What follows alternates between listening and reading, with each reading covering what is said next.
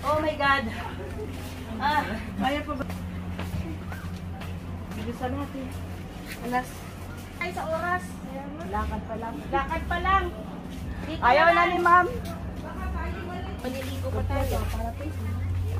Pwede pala silang mag-scuba dito. 8,000. Ha? 8,000. Ang scuba. ay training? Rent? Ha? Training siguro. Pero pag renta, hindi naman. Hindi ko alam.